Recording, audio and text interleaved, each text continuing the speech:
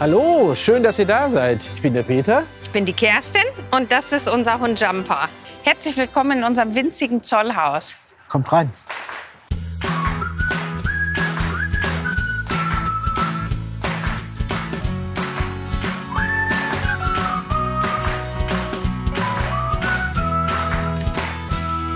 Das Zollhaus ist das kleinste Fachwerkhaus in Hattingen mit 38 Quadratmeter, auch wirklich winzig. Ja, und hier sind wir jetzt eigentlich schon im Herzstück unseres kleinen Häuschens. Und zwar ist das unsere Küche. Unser Raum, wo wir mit Freunden sitzen, mit Familie sitzen, wir unsere Abende gerne verbringen. Wir haben uns von vornherein viel Gedanken machen müssen, dass wir platzsparend halt sind. Also überschüssige Sachen, die passen hier halt einfach nicht rein.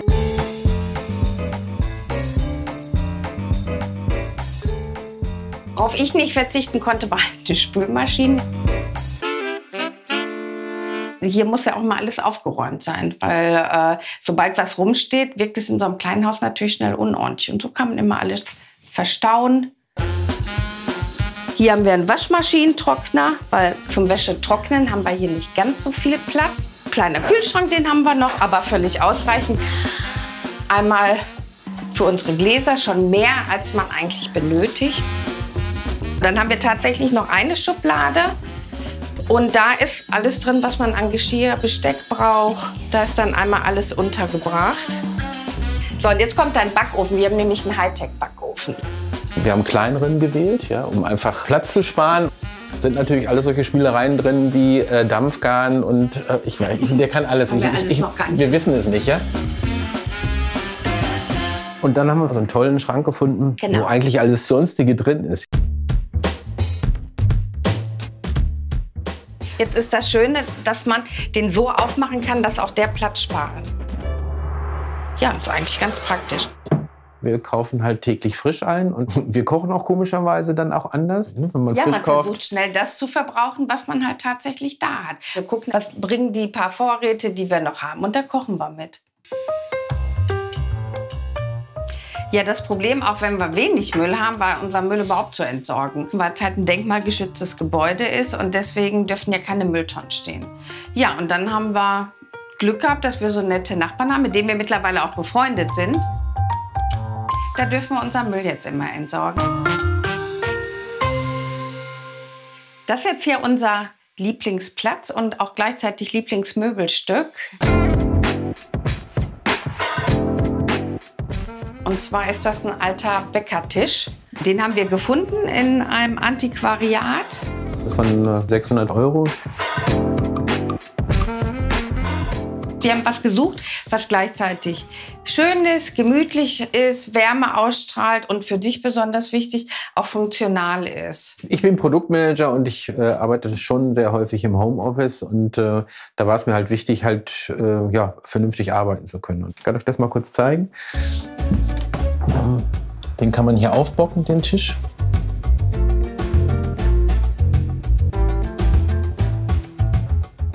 Er ist dann sehr funktional, indem man halt im Homeoffice sitzen kann, im Homeoffice stehen kann.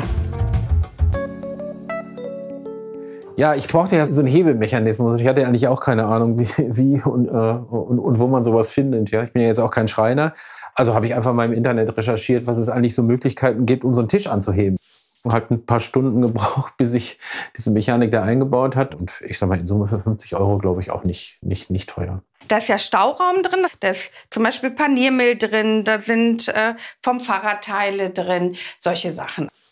Ja, vorher haben wir auf 145 Quadratmeter gewohnt in Bochum.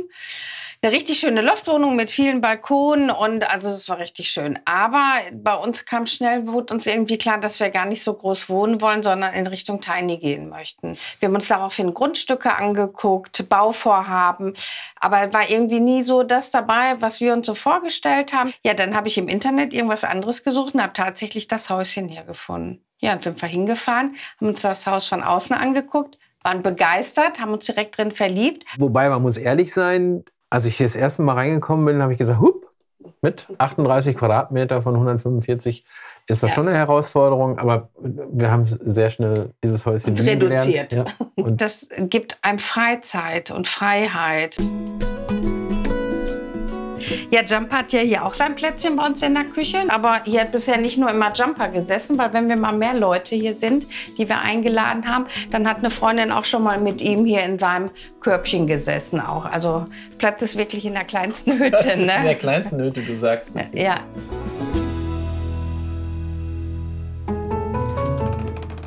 So, jetzt gehen wir weiter und schauen uns mal das Haus von hinten an.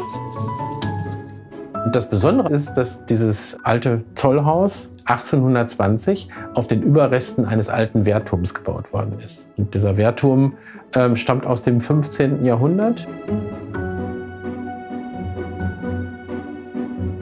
Hier kann man den ganz gut erkennen. Nur noch die Hälfte steht hier. Und das Haus ist mit 4 großen Balken auf diesen alten Wehrturm gesetzt worden und dann hochgebaut worden. So, direkt angebunden an den Wehrturm ist die alte Stadtmauer. Sie ist heute nur zur Hälfte noch erhalten. Ja, persönlich finde ich das total spannend, Teil der alten Stadtmauer zu sein von Hattingen. Und ja, wir leben direkt drauf. Ja. Vor 3,5 Jahren haben wir das Zollhaus entdeckt und gekauft. Ja, ein halbes Jahr haben wir ungefähr gebraucht mit Renovieren.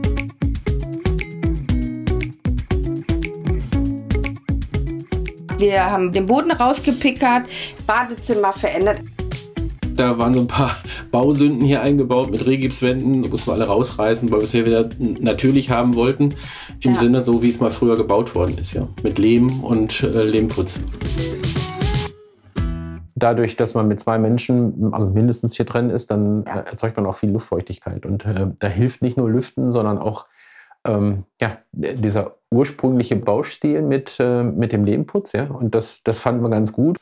Ja, haben wir auch an dem Türrahmen auch nichts gemacht. Ja? Ja. Also, du kommst ja so gerade noch drunter. Ich komme gerade durch. Wenn ich es jetzt versuche, dann wird es schon schwieriger. Und beide zusammen wird es eng. Wir wollten es aber eigentlich auch so. So, dann geht es jetzt noch weiter. Jetzt kommen wir in unseren kleinen Flur.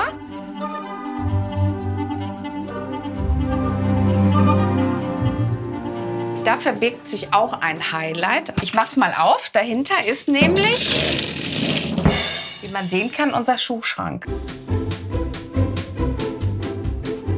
Und der Schuhschrank geht sogar noch ein Stück ins Eck, sodass hier bestimmt 30 Paar Schuhe reinpassen. Das Problem ist einfach nur, wenn wir ein Paar neue Schuhe kaufen, muss ein Paar Schuhe leider gehen. Das ist auch unsere Abmachung. Ein Paar Schuhe kommt, ein Paar Schuhe geht. Aber Peter hat es nicht präzise genug gemacht. Deswegen kann ich, wenn ich ein neues Paar hole, von Peter eins entsorgen. Weil eins kommt, eins geht. Mal weniger.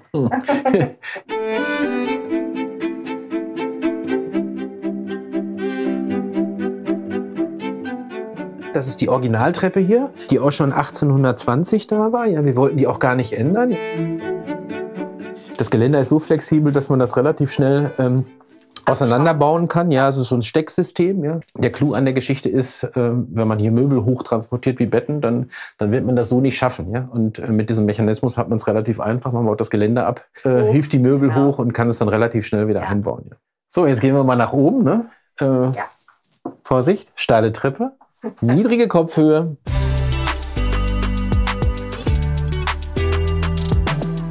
Ja, jetzt kommen wir in den Wohn-Schlafraum von uns. Unser Wohnzimmer ist unten, aber auch hier, wir haben jetzt unser zweites Wohnzimmer. Ja, also genau, wir haben 2. Da, wo wir tagsüber auch gerne lümmeln, ja, aber das ist auch das Schlafzimmer. Bett auch, genau. Ja. Da haben wir darauf geachtet, wir wollten keinen Kompromiss schließen, weil wir gesagt haben, auch wenn wir klein wohnen und eine Bettcouch haben, soll es trotzdem qualitativ gut sein, dass wir gut schlafen können. Abends muss man natürlich die Couch zum Bett machen.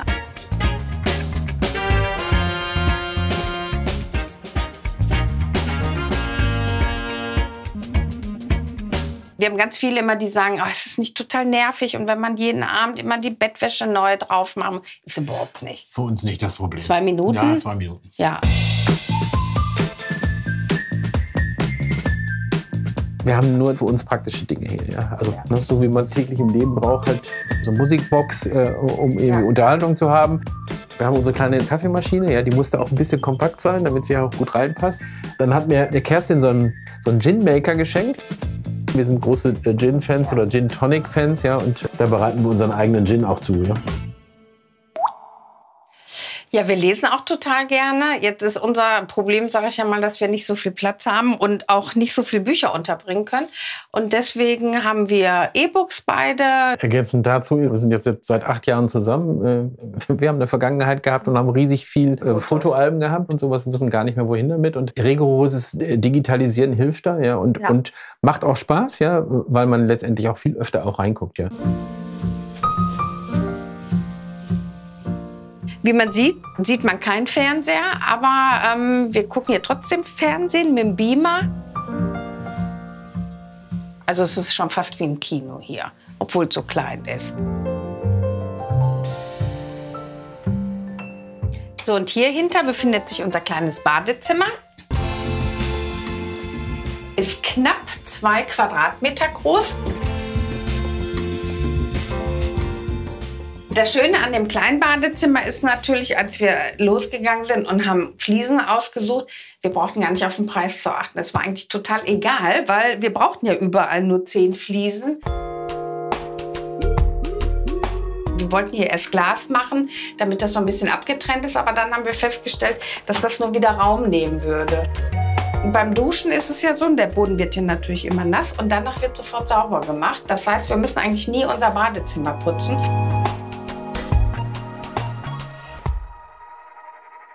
Also wir haben in unserer damaligen Wohnung uns das überhaupt nicht vorstellen können, wie so ein kleines Bad überhaupt designt werden konnte.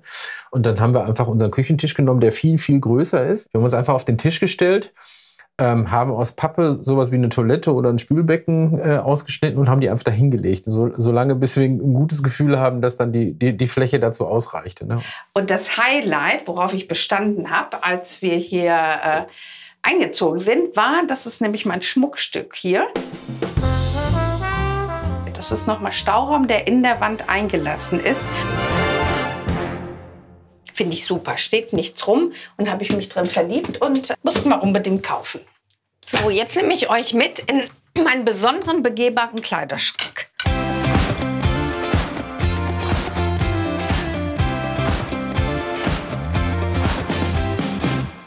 Den Raum hier hat Peter entworfen, weil er sich überlegt hat, wie wir den ganzen Raum hier am besten nutzen können. Und da ist ihm dann halt auch die Sache hier mit der Kleiderstange eingefallen.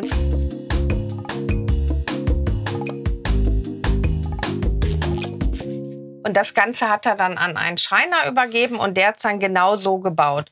Und ich finde, so konnten wir den Dachboden hier auch am besten nutzen.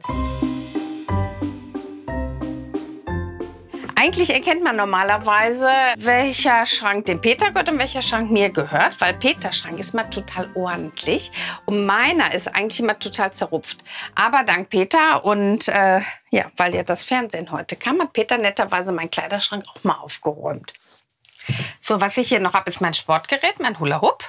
Also ich mache jetzt so seit 2 Jahren im Verein Hula Hoop und habe tatsächlich jetzt auch mittlerweile eine Möglichkeit gefunden, bei uns im Haus Hula Hoop zu machen.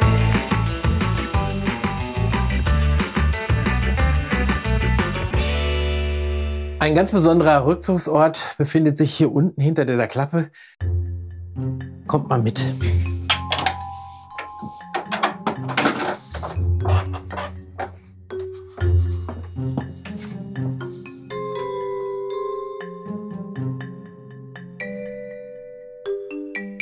Wir befinden uns hier in den Überresten des alten Wehrturms. Ja? Hier waren früher die Soldaten, die sich hier versteckt haben und auf den Feind gelauert haben.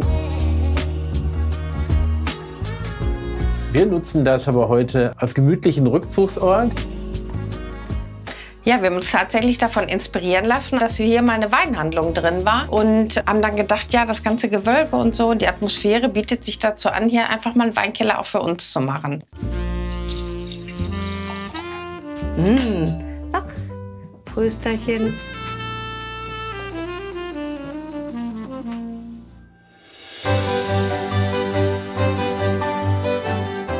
Auf so kompakten Raum muss man sich auch, ich sag mal, in der Enge schon mögen. Ja? Aber für uns ist das überhaupt kein Problem. Ja? Wir lieben das. Insofern finden wir uns auch hier richtig wohl. Viele fragen auch, fehlt euch irgendwas? Also ich muss wirklich sagen, wir haben eigentlich alles. Wir haben alles und eigentlich haben wir immer noch zu viel. War die richtige Entscheidung. War die richtige Entscheidung. Das war unsere Roomtour durch das winzige Zollhaus. Ja, wir hoffen, dass es euch gefallen hat. Und wenn es euch gefallen hat, dann klickt Hier und hier. und abonniert den Kanal. Tschüss.